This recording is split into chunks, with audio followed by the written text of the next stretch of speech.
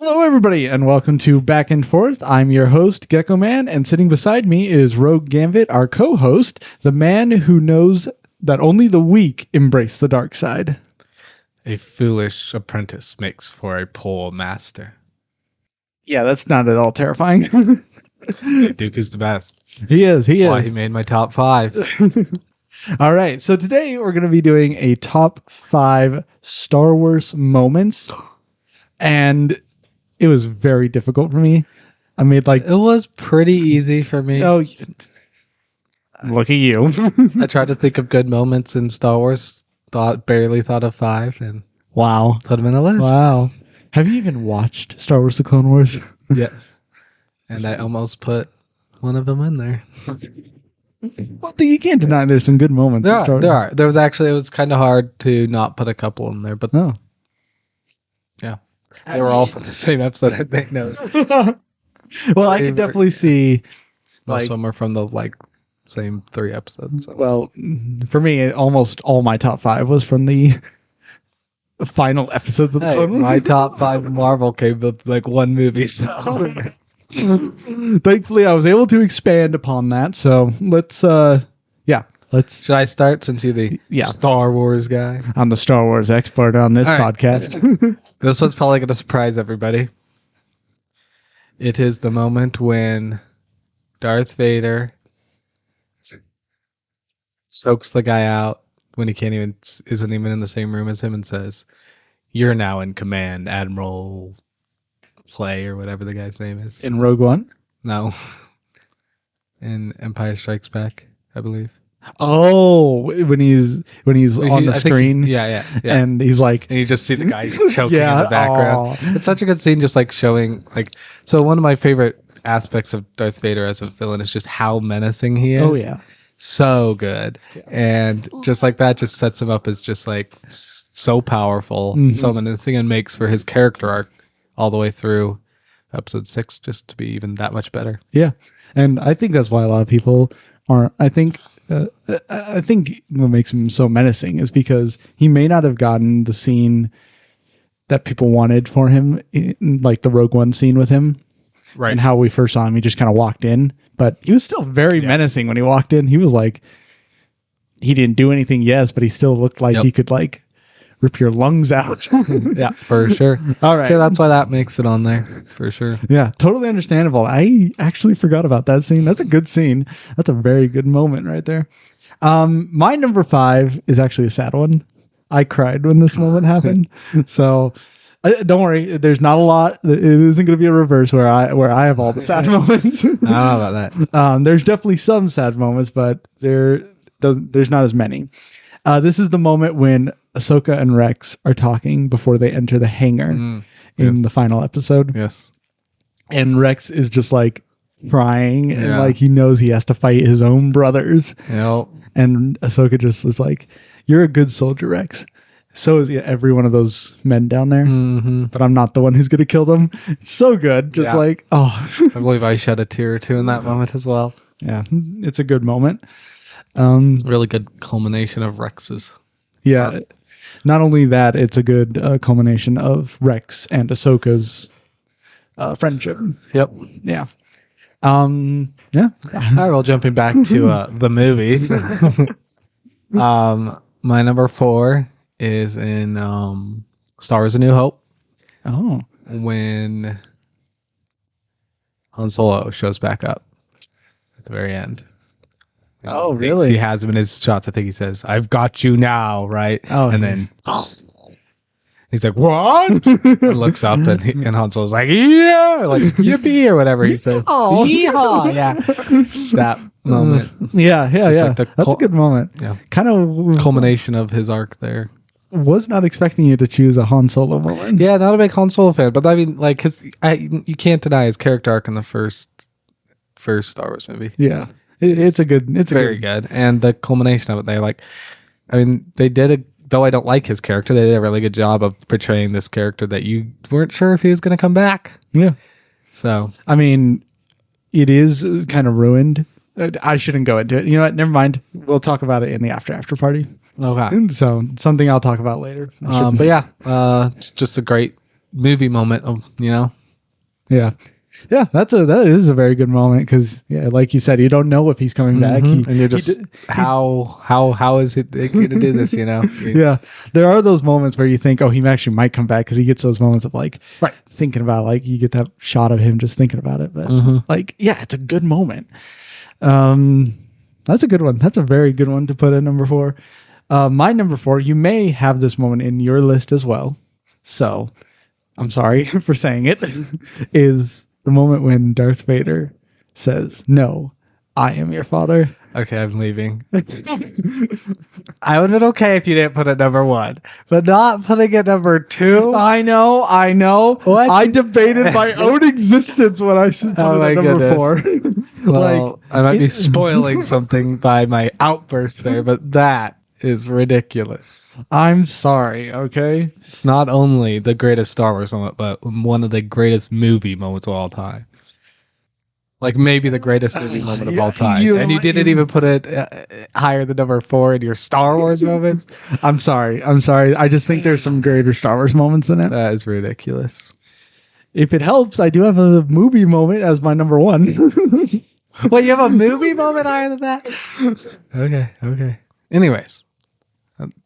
It's a great moment. I don't know what else I can say. I was planning to talk about it. Was there anything you want to say about it? Well, I don't want to say much. I think we'll talk about it when you get to it. Well, my number 3 is a Darth Vader moment.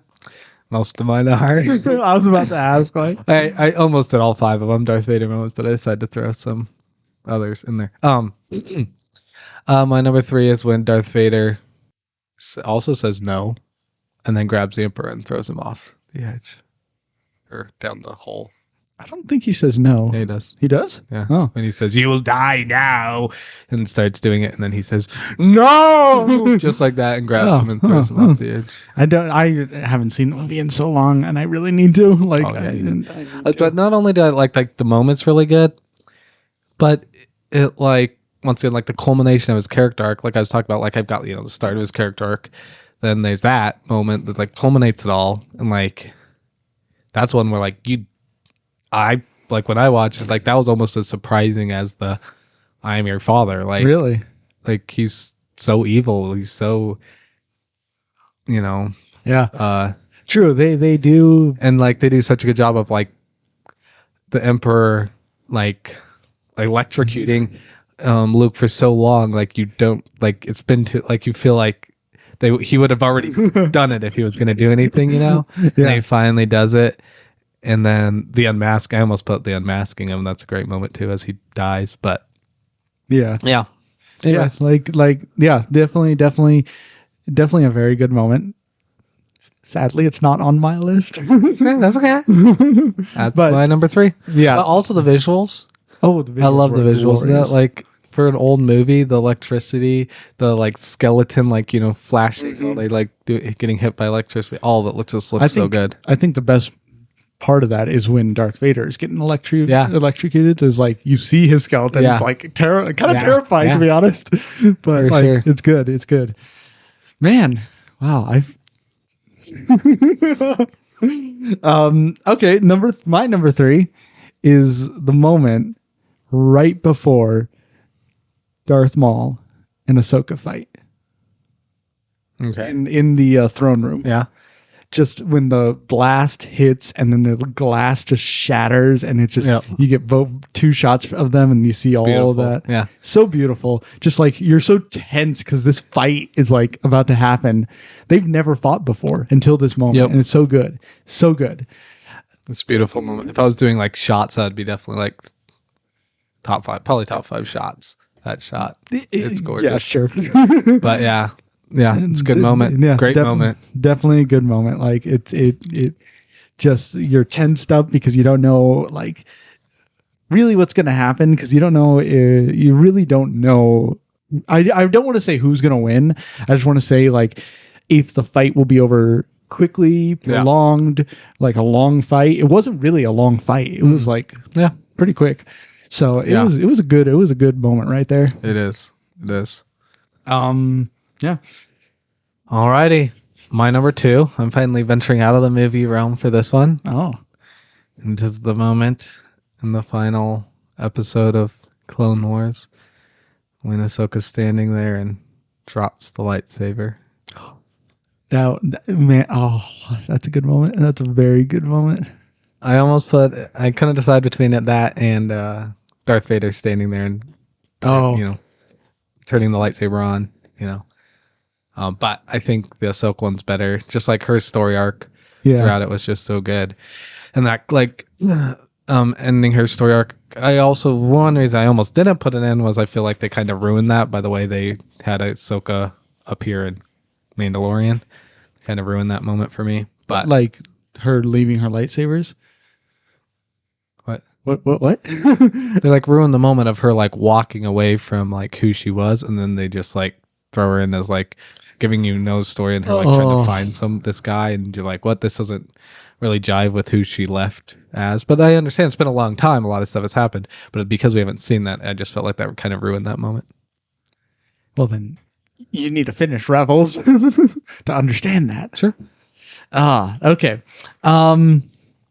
Fine. Now I'm very annoyed that I didn't put this in my list, but that's fine. My number 2 is like a little after, like the moment when Ahsoka enters the room and Order 66, before, like little after Order 66 had been given, and Rex just drops his helmet, and you're just like, no, it's happening. Yeah. And yes, we've all had that, but I don't think we've ever I don't think we've had an emotional Order 66 like this. Like we've connected with these characters. Mm-hmm. They did an amazing job of like setting that up, and yeah, you definitely felt it. Yeah, it was another moment I cried in. Like I was crying. I was like, no. Yeah, it was sad. It was a good moment. Like you can see even in the background, there's a couple of clones who even got the order and they turned their guns on her and stuff. And yeah, that's a good one. I'm gonna start cheering up now just thinking about it because it's so good. I didn't think I felt last week. Yeah, that's a great moment. Beautiful shot too. All right. So tell me your number one. Number one. This is gonna shock everybody, but it is when Darth Vader says, "No, I am your father." Now, if it helps, the reason I put it at number, like, I understand it's a great moment. Yes, it probably is the best moment in a lot of eyes. Sadly, it's not in mine. That's fine. It's your list. You're wrong, but that's okay. You can say I'm wrong. This is like the one time, like a lot of times I'll just be like, hey, it's your list, but this is one where I'm like, you're wrong. I'm sorry. It is, like I said, not only the greatest Star Wars moment, but easily one of the greatest movie moments of all time. It is a moment that I wish I could go back to 1978, right? 77. And see that in the theaters for the first time. It shocked everybody. Like that, the impact it had is just insane. Like the Star Wars have had such a great impact, but that moment is like the culmination of this whole story that they're telling. And it just, oh my goodness, it's just beautiful. Yeah. Shocking. Okay. Creates this story arc with this character that you just never saw coming. Mm-hmm. Yeah. And the setup, I love the fight before it. It's just so good. It is a very good the fight moment. after. Oh my goodness, when he just starts losing it. Oh my goodness. So, if I may say, before anybody decides to say anything to me, which you're welcome to explain why No Way Home, Way Home, No, I Am Your Father is the best moment in the entire Star Wars franchise.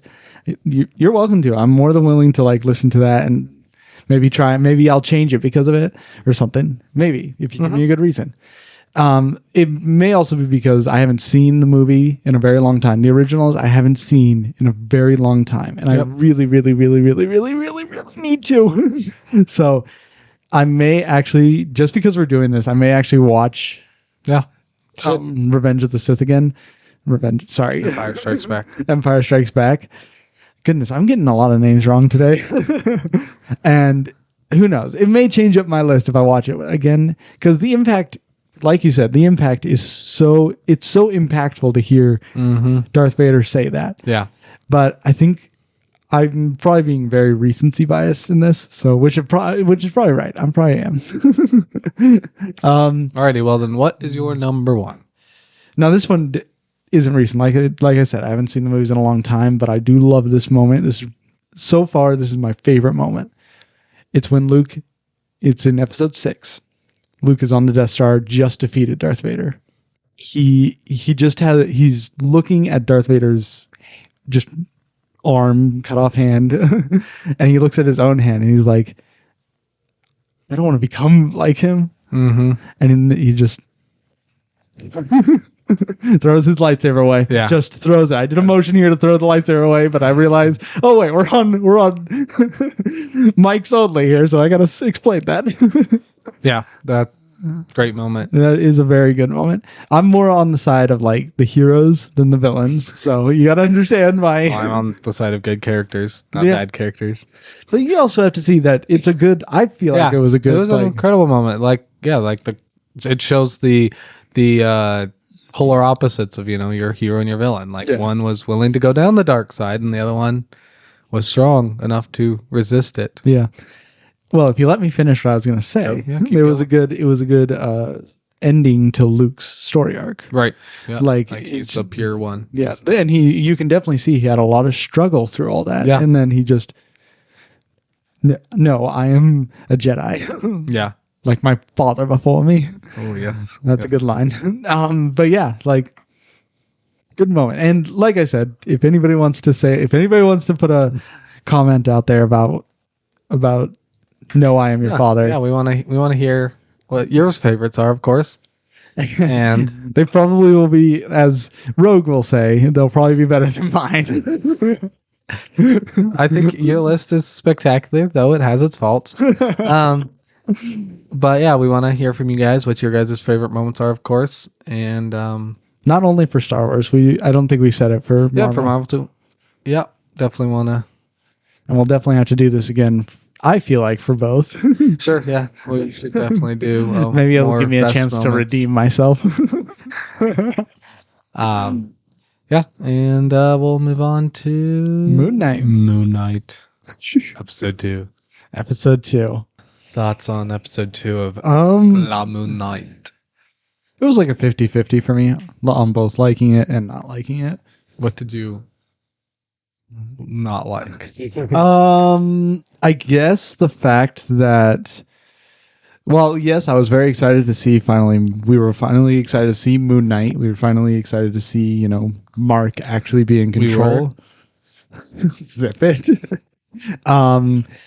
I think it just really threw away a really good idea for a kind of a way of telling a story and kind of keeping a lot of things like more in the dark about things. So I thought it was kind of a waste. Like, I love what they did in the first episode of like, you had no idea what was going on really. And they kind of did that in this episode, but they then just kind of threw it away pretty quickly. It was very annoying that like they like set up this first episode right, and you never see anything that Mark does, right? Yeah. Except when he talks to Steven, and then in this episode they like, all right, that was fun while it lasted. Yeah, it was. Then they like, and then they like try to explain it away at the end when he's like, the lines are blurring or whatever, Yeah. And it's like, okay, like I don't know. Yeah, like there was a wall. Something's changed. Yeah, like, what changed? Yeah. All right. Well, what did you like? It might have been because he just let Mark take control that one time during the bathroom. Yeah, maybe. Could but be. Could still, be. It doesn't change the fact that it happened. Really explain it. Yeah. So, what did you like? What I did like. Or were there other things you disliked? There is one little detail I wasn't the biggest fan of. So when we're following, why am I forgetting his name? Stephen Grant. Stephen, yeah. I keep wanting to call him like Stefan or something. It's with a V. You can call him Scotty. Probably Sky. Stevie. Okay. I mean, Stevie's pretty close to Steven. Stevie. Is when we're watching him like walk towards the museum, and then we just get this shot of like. Well, that was a cool shot. Upside down. I'm not the biggest fan of those shots. Oh, I like that. It's just because when the next scene happens, I'm very like disoriented of like, what happens. It's just me personally. Yeah. So, but other than that, I thought a lot of the shots were really good, well done. The camera work is definitely unique, especially for a TV show. Oh like, yeah, makes it feel like a movie. Yeah, there's just so many unique angles they choose, camera movement. I don't know. In the first episode, I thought it was pretty cool. A lot of the angles they chose, and like the fact that they kind of went between like what you would consider like first person and third person, right? Like there's times when you felt like they were making you act like, you know, you were Steven when he was like running away from the jackal and stuff. It was a little shaky cam going up and down behind things where he was hiding and everything, looking from his point of view and all that. This episode they did similar things a lot of the time, but I didn't like the camera work as much. Yeah, It could have just been because the story I didn't think was nearly as I mean, it's well the same told. story. But yeah, I think it's interesting how they are like, as this wall is being broken down and the lines are blurring, like you see Steven act a little bit more like Mark, you know? Oh yeah. But I mean, I don't know, I feel like that's cheap way of telling a story. I mean, I think it would have been if they were planning to do something like this, why not have it go throughout the entire show? Like it would slowly break, like the line, like the wall or whatever was. I just don't like that. Like that's not how dissociative identity disorder works. Like, yeah, maybe this weird type is, but not. It's just a weird concept. I hope they don't follow it all the way through. But yeah. What did you think of Khonshu showing up more? So a lot of people have bashed his CGI. Yeah, I don't hate his CGI. It's not the greatest CGI ever, but it's not bad. Some could say not even good. I wouldn't necessarily consider it good. No, I wouldn't consider it, especially on like a Marvel movie level. But it's not a movie. And that's, I think, what you can like. They're not putting a movie budget behind this thing. Of course, we do get those and for shots. A TV show, it has good CGI in my opinion. I wouldn't say great, but I'd say good CGI. Okay. I think so. Khonshu, I think I like his character a lot. We just haven't seen enough of him really know what his character's like. Yeah. But I like him. He's like wheeling and dealing type of guy. You know, he's but you don't know. I like the ambiguity that you haven't seen where his control ends. And you haven't seen, like he said, like he threatens, to get this new, use Layla as his new avatar.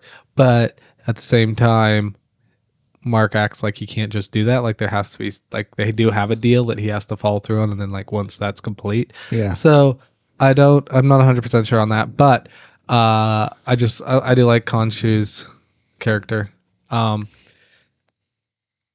get to my least favorite thing in the whole show, and that was Arthur Harrow's story arc they just threw at us for no reason.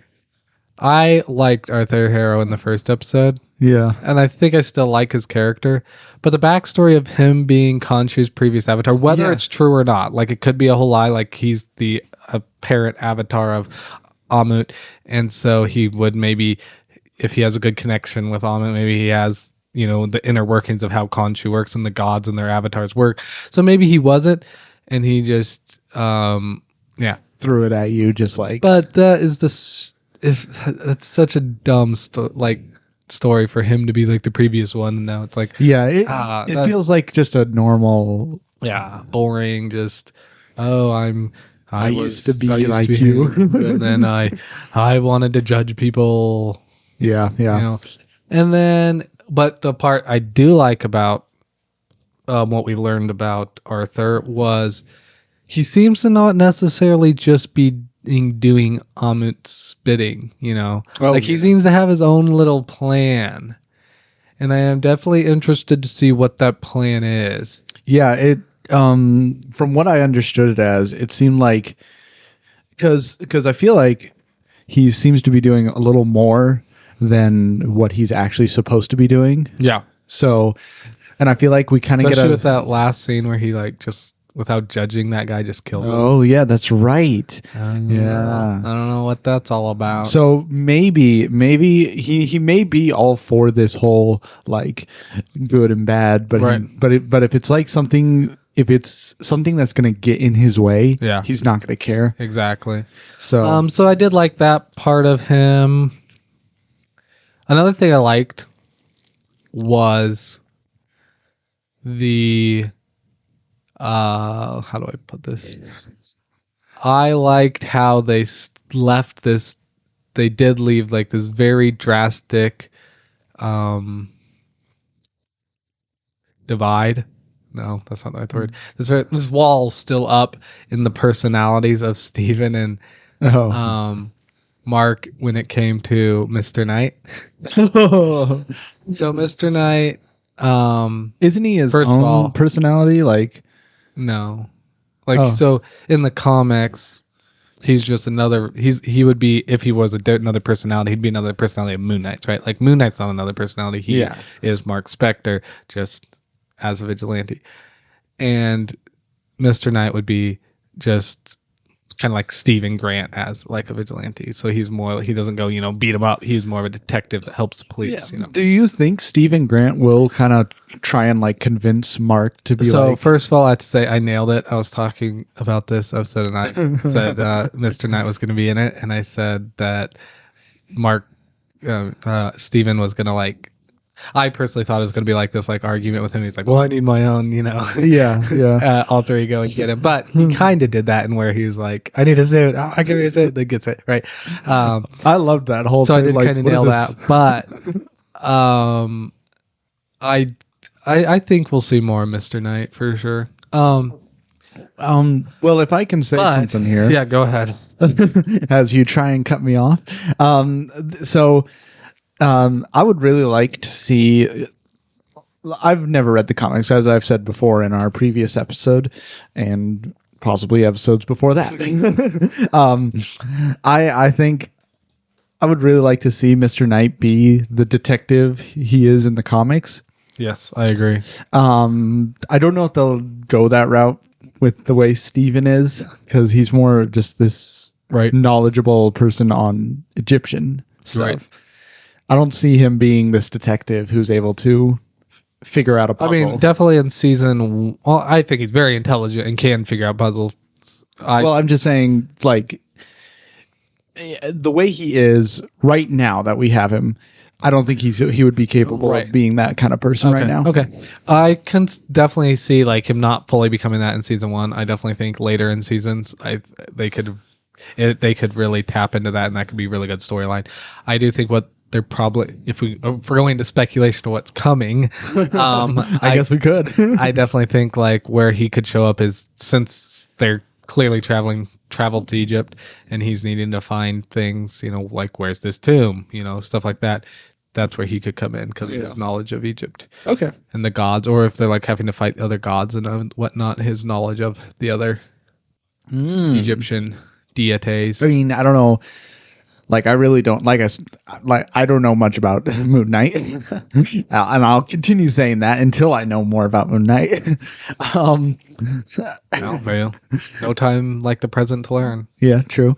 I don't know if he ever fights like multiple Egyptian gods, or if he's really fought Egyptian gods in the... That I don't know. Okay. Not in any of the comics I've read. We'll put it there. Man, this really makes me want to get the comics now. There's some good ones. Do we want to... Is there any other thing else we want to talk about this episode particularly? Why don't we talk about Layla real fast? Okay. I still have no idea who she's supposed to be. Like, I guess, like I said last episode, or 2 episodes ago or whatever when we mentioned her, she must... It was last episode. Anyways, she must be their version of... You think so? Of Maureen. Right? Maureen. Anyways. Or I guess Layla. I was personally thinking Layla could be like a cover name or something. Could be. But at the same time, like, I don't know. Like, seems like she's just the love interest to they went on adventures together, and Yeah. before he was ever Moon Knight. So I feel like that was possibly kind of a disappointment. I mean, they feel could like do more. she is unnecessary to tell the story. But we'll see. We'll see what they do. She's with her. just there to give Moon Knight a reason to. Yeah, I guess she's just there to like, wait, why would Mark make this deal? You know, and Yeah. it's like, well, if he doesn't do this, Khonshu's To ask the questions that we're already asking. Sure. So, yeah. My least favorite parts of the episode were probably when Layla and Steven were interacting. They weren't that interesting. It was just like, Yeah. we know we're eventually going to get to where people start figuring it out, so let's get past all this exposition that isn't necessary. And actually that's not true. Talking with the cops was even worse. It was like, we know these cops are clearly working with Harrow. Like, get past this point. Speaking of which, Harrow is like, when he first gets him out, he's like, sorry we left you waiting. We had to figure out what you were like, you know? But he never said anything about Khonshu or the Fist of Vengeance or anything like that in the car. Yet, Harrow's like, so you're working with Khonshu. Like, what the heck? Yeah. That's true. That's true. It was like, either he already knew that and he didn't need him to be sitting in the car and talking, or they made a mistake. Like, yeah, maybe. Because, like, either way, it just doesn't work out. Either he already knew that, and what was the point of him letting him sit in the car and listening in, or he found that out somehow, and it's like, but he never talked about that. So I don't know. Well, my only guess as the reason to why they did this is the fact that, let's say he already knew, but he wanted to see which personality was which. Okay. That's the only way I can see it. Yeah, so expectations? My expectations, I'll say they're still like very high. No. Well, I expect, since now that we're in Egypt, we're going to be seeing a lot more stuff of like what happened to Mark. Okay. That's what Yeah, so we did get the police talking about who Mark is. So we got a little backstory. A little backstory, but not enough to like see exactly what happened. I'm definitely interested, since in the first episode, Harrow's like, I know you're a mercenary. So he knew he was a mercenary. Mm-hmm. So he's probably been in Egypt with him, I'm guessing, before.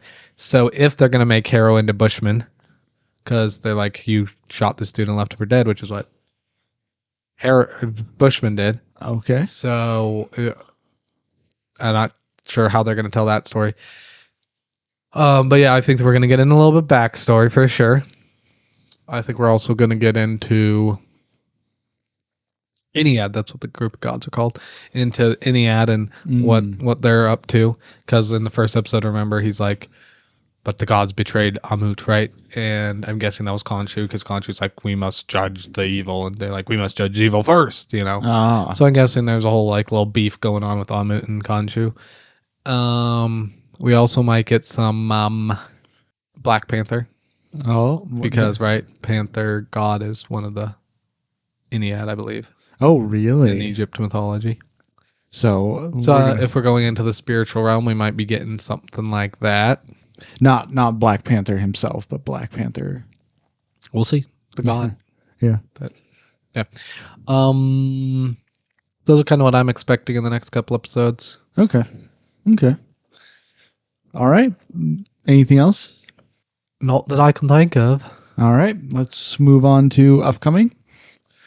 Oh boy. Let's do this. What do you got?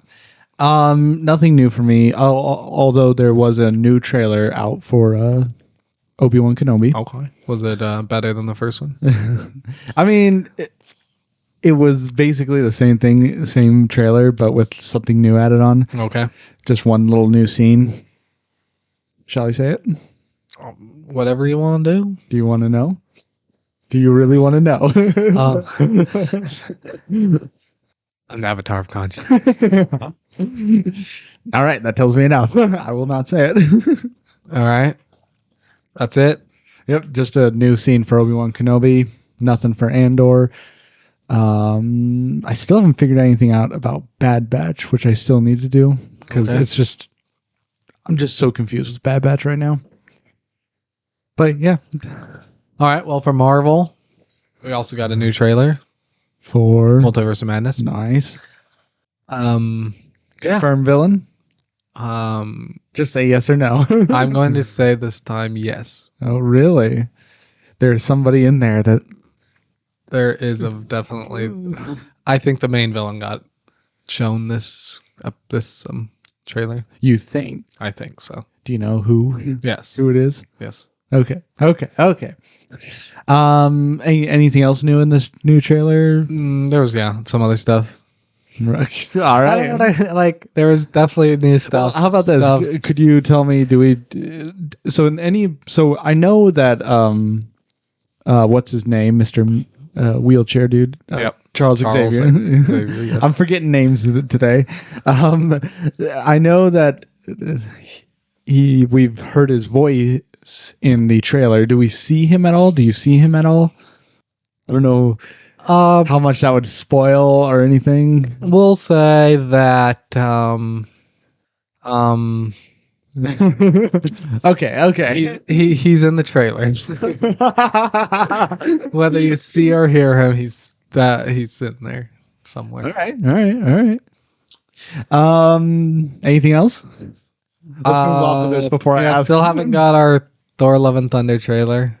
Not sure if we ever will. Watch it be like 3 years later. Thor: Love and Thunder. Yeah. There was the Spider-Man into the multiverse. What's it called? Into the Spider-Verse. Little teasers that have come out now. If you've seen it too, right? Yeah, I've seen it. I've only seen the very first one that showed, and it was a mess. Yeah, it was a mess. That's for sure. Yeah. So I guess we can talk about it since we both seen it. Basically, I hated it in every way. I absolutely loved the first movie. First of all, we'll go with animation. The animation looked nothing like so much worse than the original movie. They didn't keep like the real gritty feel of it and the drawn feeling to it. They cleaned it up way too much. It felt I didn't like the feeling. The movement was okay, but yeah, didn't like the actual look of it. And